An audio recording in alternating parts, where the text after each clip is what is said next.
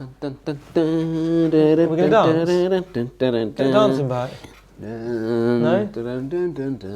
No, I was going to do musical chairs. We could do musical chairs. Musical chairs. Sorry, and then sit down. Right, yeah. Let's do it. Let's do it. Make sure you do it properly. Like, make sure you go really slowly around the back of it. Come on, go around it. Just round this bit. Where are you going? No, you have to go right No, around. You have to go round the chair. all the way round.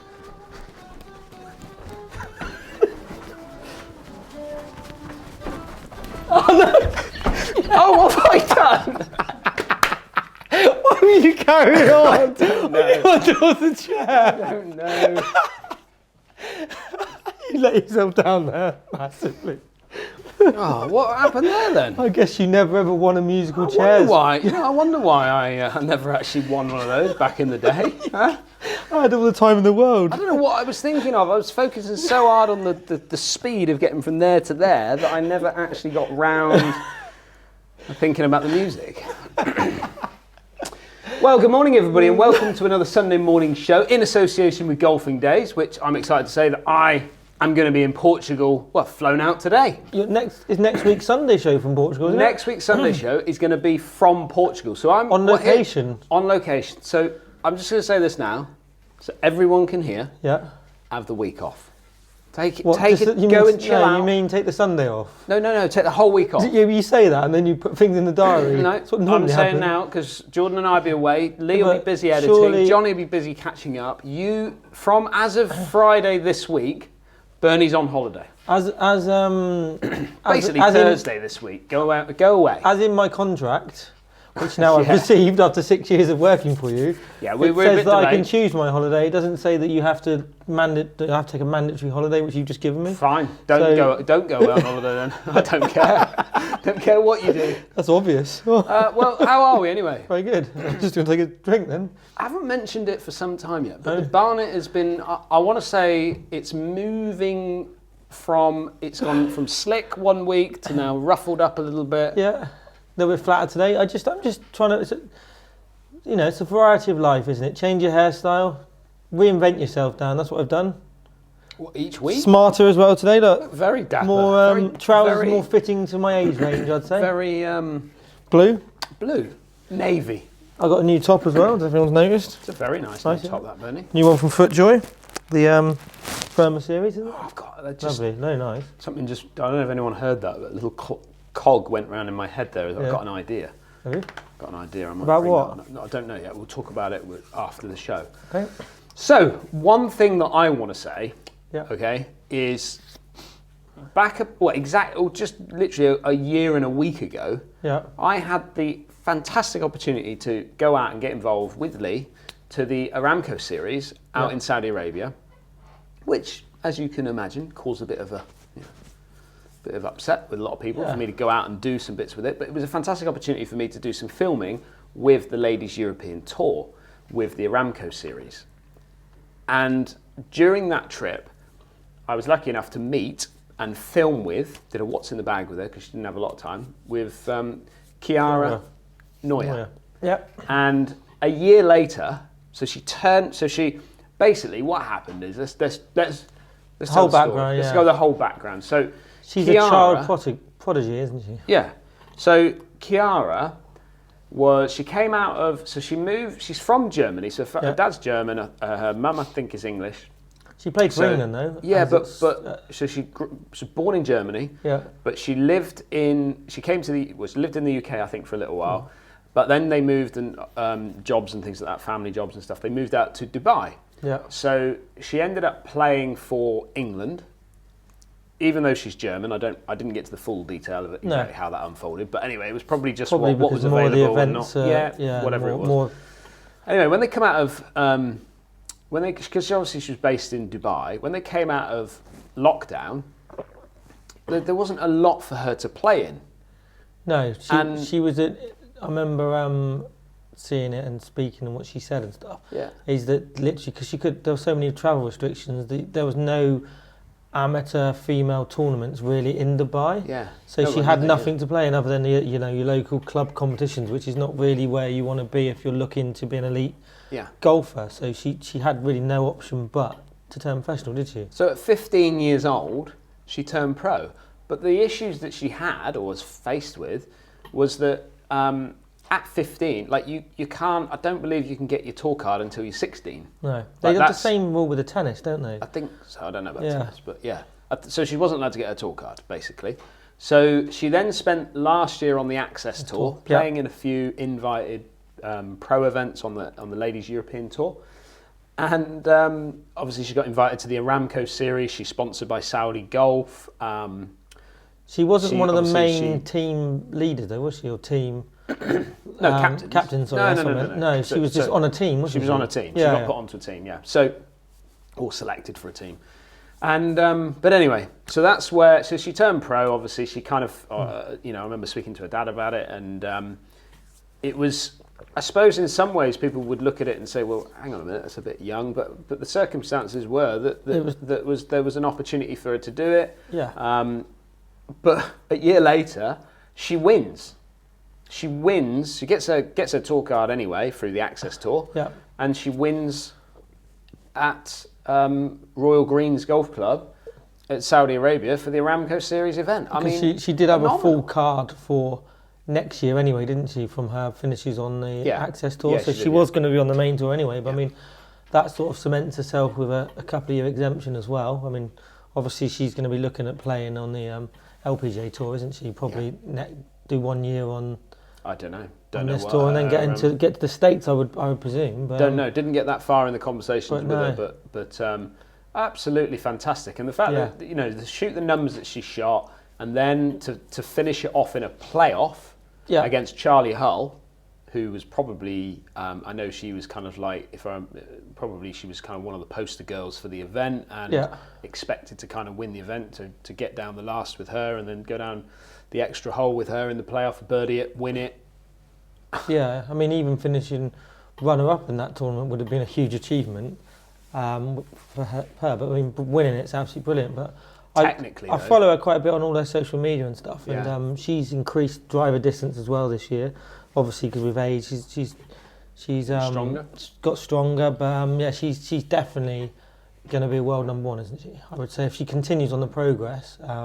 Brilliant that she came on the channel, and that was actually the only video I've ever edited. I would say pieced together. Yeah. Let's go with that rather than edited. Edited is a bit of a strong description for what I did. Slightly. However, I mean, like Lester said, I think she's going to be a world beater. Obviously, ultimately, you don't want to put too much pressure on someone who's coming up through the ranks like that at such a young age. You know, there's so many speed bumps that she's going to have to go through throughout her career, as all these top players do. And I remember sitting in an England golf at Woodall Spa. I was at Woodall Spa for an England. I was doing some county coaching at the time. We went to Woodall Spa to listen to England golf That's talk. the England headquarters, if anyone was wondering. Yeah, England headquarters. But there was obviously lots and lots of coaches there, and one of the coaches of England golf at the time, he got up and sort of said, you know, how we look at progress with these kids or these girls coming up through the ranks, or I say girls, boys and girls coming up through the ranks within England golf and getting into the England under 18s and things like that, is they want to see them kind of go through speed bumps. And they call it speed bumps because it's basically they like to see them obviously progress, but they like to see them not just keep win. They like to see them fail at times, so they learn how to deal with failure, motivation, how to deal with it, all these sorts of things. So I'm sure Chiara's been through all these sorts of things anyway, growing up through, but they're going to go through this as they go through their careers. Yeah, no, she's very good on social media as well, like I said, and she always responds to everything as well, and you know, she just really I mean, I've not met her personally, but you have, and she just seems as nice in real life as she is on social media and stuff, and it's brilliant. So we wish her all the success in the future, and hopefully. And I'm hoping, because I'm hoping to do a bit of filming with her when we hopefully get to Dubai, because she's obviously based out there. She said to me, you know, next time you're out in Dubai, let her know, and then hopefully we'll get something organised where we can get on the golf course with her, which would be fantastic. Yeah, but I'm sure that she's been inundated with media opportunities and media things and whatnot. So I'm sure she'll be busy. But we'll hopefully get out there and do some bits with her. I do. On the channel this week then, just gone. Yeah, you played on the same venue on the Challenge Tour finals. Alcanada. Which looked absolutely amazing. Not only golf course wise, but the surrounding area and the, it just looked a beautiful setting for a golf course. And what a golf course, and how difficult was that golf course? So you played well. when I was watching the tournament, I saw this little Porsche buggy driving around. And there's a bit of an entourage around it. Anyway, so the general manager at the club, a chap called Christoph, and if you remember that picture that I took of the scorecard, that was kind of him. We were sat next to each other at the tournament, and he was just showing me the scorecard because someone presented it to him, and he put it in his pocket, and I just said, "Can I get a picture?" So he was obviously in with the gentleman that was driving around in the Porsche buggy. Yeah. Well, the golf course is owned and was built by Mr. Porsche. Okay. Yeah. So, and I actually met him and said hello to him. Yeah. Because I just thought that the whole setup of the event, the whole golf course and things was just fantastic. But yeah, so in 2002 he had that golf course built. So that's when it was. So it's 20 years old. Yeah. In fact, yeah. It looked older than 20 years, didn't it? Yeah. It Like it'd been there forever. Yeah. Well, Robert Trent Jones Jr. Who is another person I've met actually down at Cordoval, dropping some names today. I do love a name drop. Little name drop. So Robert Trent Jones Jr., who I met at Cordoval in the PGA Cup, because he designed Cordoval. He also designed Chambers Bay and many others. I'm sure people can read off a list of them. But he was brought in. It was his father that originally was brought in, Robert Trent Jones Sr. Funny that. He was brought in originally, so there were a few sketches done by him, but ultimately Robert Trent Jones Jr. took over, and it is not a collaboration of the two of them. It's just done by Robert Trent Jones Jr. The end result. But it is what they designed it in a way in which they didn't want to just strip the whole land. They wanted to use as much of the natural land as they possibly could, and that's why it kind of meanders its way up. I think when I mean, I'm no expert in designing golf courses, but if you were going to design a golf course, that's what you'd want to do, wouldn't it? There's too many golf courses that look out of place. Artificial. They completely. So they don't use the natural features or the contours of the land. They change it too much, and it's manufactured. And I just think, that golf course looked. For me, you want a golf course to look like it's got tradition, to be in as good condition as possible, but still sort of enhance the beauty of the surroundings and the environment rather than make it all man-made and artificial. So that looked it looks stunning. And difficult as well, isn't it? It's difficult for me because it's long. Length. It's 600 yard. Those boys. Those boys are. They're starting up like Rory said in the video. They're starting up at 4 under par because there's four par fives, and they're all 600 yards or 600 plus. And for someone like me who's not that long, it's 3 shots. It's 3 big shots, and with elevation and stuff like that adds to the yardage on some of the par fours that look short or sound short, but they're actually playing a little bit longer because they're uphill. But it was so what we've done and what we're going to do moving forward is, and this is something that like Lee and I have spoken about, for some time now, is a break par series. Okay, so it's something that I've talked about doing and maybe bringing in other pros to go along with me and do it like that. But we're not reinventing the wheel here. Okay, no. Eric Anders Lang have been doing a break 90 series for some time. Okay, on pretty high-profile golf courses. Eric Anders Lang, I don't know what he plays off, probably mid-low single figures, and maybe when he started he was at closer to 10 handicap. But so he goes around and plays some of the top golf courses in the United States and all around the world, but mainly the United States, where he tries to break 90 on a back tee, open venue, PGA venue, whatever it is, major venue. And then I kind of had this idea with Liam, but never happened. And then obviously Rick created the Break 75 series, which kind of is off the back of what Eric has done. Yeah. So we're not reinventing the wheel, but I just think I'd like to sort of look at the break par series because there are days where I can break par. It happens. but few maybe and far between few and far nowadays. between, and slightly more difficult on 7,000-yard golf courses. Maybe a bit more selective.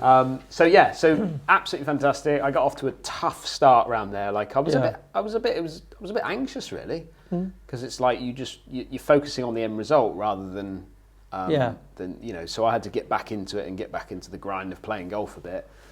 First time you I've had a need card that though. in my You hand need to for get a while. little bit more competitive, don't you? And Yeah. I know you said you're going to enter a few of the winter medals and alliances and stuff.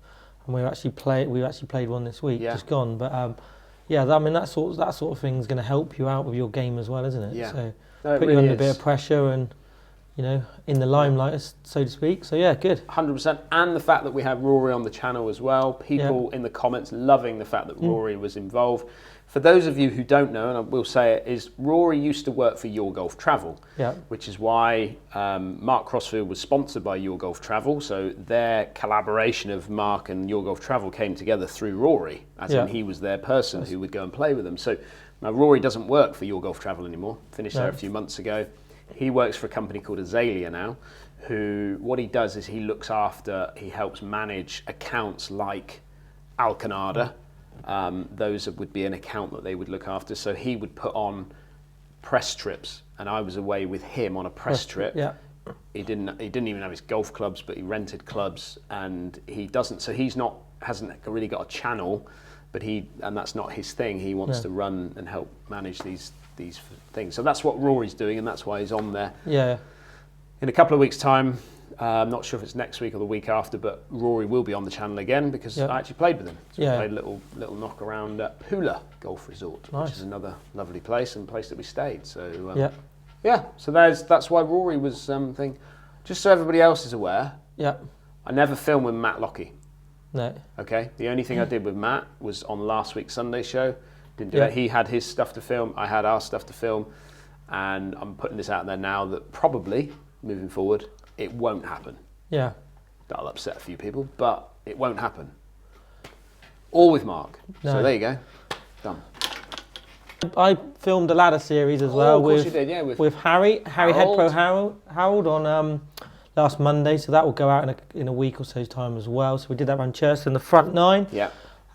We've had some awful weather for the last couple of weeks here, which anyone who lives in the UK will probably be experiencing the same. It just hasn't stopped raining. Terrible, isn't it? The course every course is saturated, so we did well to get it in.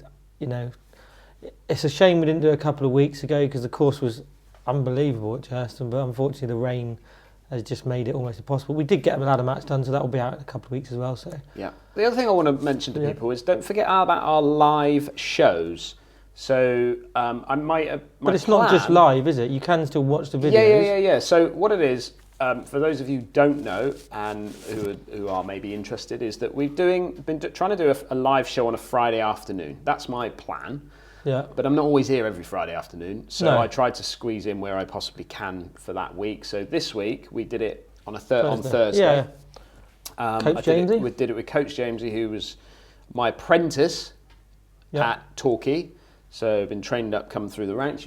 If you've seen some of the older vlogs, you'll see that James was on there. He does a lot of putting. He was on Mullion, wasn't he? I think. Mullion. Course vlog, if anybody wants to have a look. And then we took him to France and some coaching, putting type things. He's a great coach. James has really excelled in coaching. So the idea is that we create 2 to 3 live shows that afternoon. Yeah. You can watch it live, but ultimately it saves, and then you can go in and watch it. So if you're on the channel and you want to pop over to the live area, you'll see a load of live shows that I've done now with Coach Jamesy, James Ruth, great one, and Harold as well. That was a good one to kick us off. So don't forget about the lives because they're really good. So we just put this one out there as well. If anybody wants to, if there's any pros that watch this channel who want to come down be involved in that particular live show, then just get in contact. We're reachable on all social media and email, so I'd love to have some different people down. If you're willing to come down, travel down, or if you're local to the area and you want to get involved, then get in contact because we would like to almost have a different person every week on there, wouldn't we? That's the objective anyway. But and then talking about lessons, and then my lesson went out with Alex Clapp, which went out this week, and I hope you enjoyed that. Obviously it got quite technical, but tried to explain it as best we possibly could. It's bound to when because obviously you've got a high understanding of the golf swing and the mechanics and so your discussions are as such. Yeah, they're going to be. It's different. I mean, I've got a very limited coaching experience, but if you're teaching a complete beginner, the type of language and how you explain what you're trying to get across will be completely different to highly qualified professional golfers talking. Yeah. So, but I think you explained it well, and I think people will enjoy the video. Yeah. I certainly enjoyed it, and he's actually, a very good coach as well. He's very good, and when it was all pieced together, Jordan put it all together for us.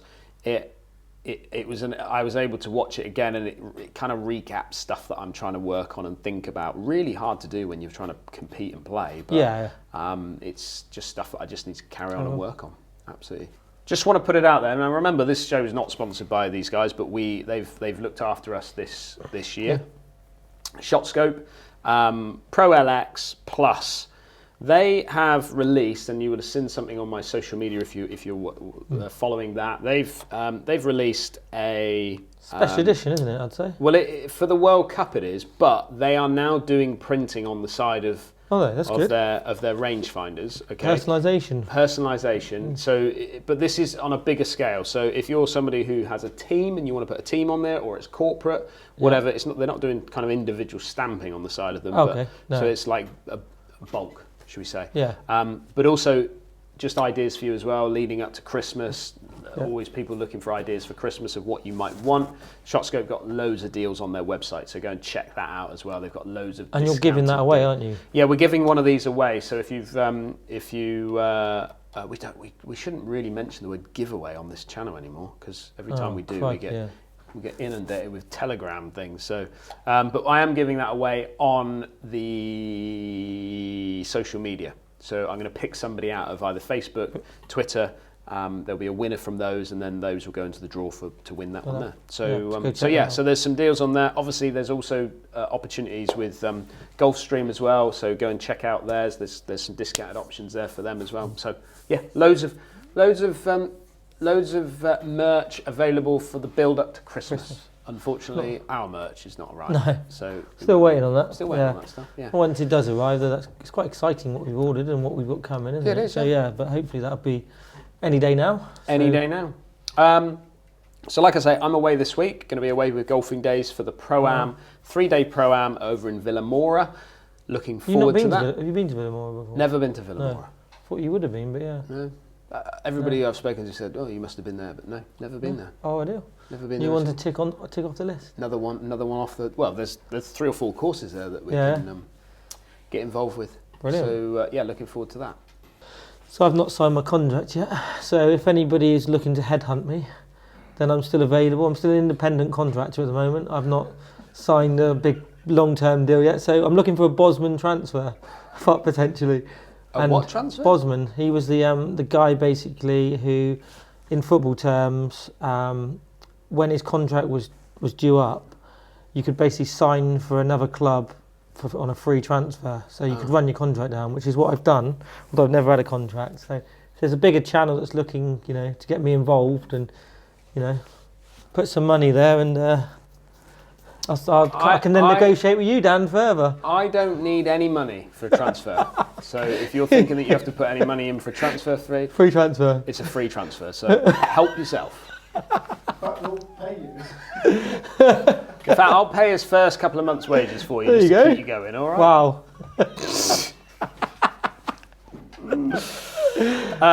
You never know what I'm going to say, do you? Never know. You're re-gripping my clubs, aren't you? I am, yeah. So we're changing every single grip in your bag, aren't you? Well, I'll tell you what, I'm just going to show everybody this. It's not really something we talk about on the Sunday morning show, but I've been messing about with clubs. You have, yeah. Haven't I? I'm tinkering. Can you see that there's 2 3-irons there? I should know that because I tinkered with one myself. Yeah, so this one is my U505. Yeah. You flicked the graphite shaft out of that and put a 4-iron shaft in it. Before we go any further, as someone who, I guess that's what I specialised in when I was a golf professional more than anything else, I wouldn't recommend you taking a graphite shaft out of an iron head and then sticking a steel shaft in there. So I did it for you, but I recommended you didn't. I signed the disclaimer. So so before anyone jumps on that, the weight's all wrong, we know that. Yeah. But in the past it's worked for you, hasn't it? Yeah. With your rescue club. Well, I really like it. So as soon as Leicester's changed this over for me, so I had a graphite shaft in here, struggled with it, kept winging it left, just didn't feel the weight of it too well. It just just felt wrong for you, wasn't it? Wrong for me. Put the steel in, bang. Love it. Good Got to numbers, get it onto the golf course, but got great numbers with it. Done a full bag check with all my clubs. That took quite a while. Quite exhausted after that. However, during that time of you preparing this for me, I asked if Titleist would kindly send me a T200 3-iron with a 4-iron shaft in it, bent to 4-iron loft, to take a little bit of the offset out of it. Oh God, we're getting technical, aren't we? But I haven't hit that yet, so I'm looking forward to giving both of these a bit of a clout and see what happens. Potential video, but there has to be. There has to be. This has to be a video, because people will want to know what on earth is going on here. Custom fit against tinkering. Tinkering, I don't know. I've got so many different clubs that fit in this little area, this little zone of 205 yards ish. Yeah. I've got to make a decision, but I've just given up now with hybrids. I can't cope with them anymore. No. I stand there on a par 3 where it's 210 yards or 205 yards, and I panic. I can't feel confident with a hybrid. So I'm clutching here. That's worth. But I think it's worth a tinker. Yeah. Be interesting to see what results we get. Results you get, because they are two similar but different golf clubs, aren't they? I'm really excited actually. You need to get out more.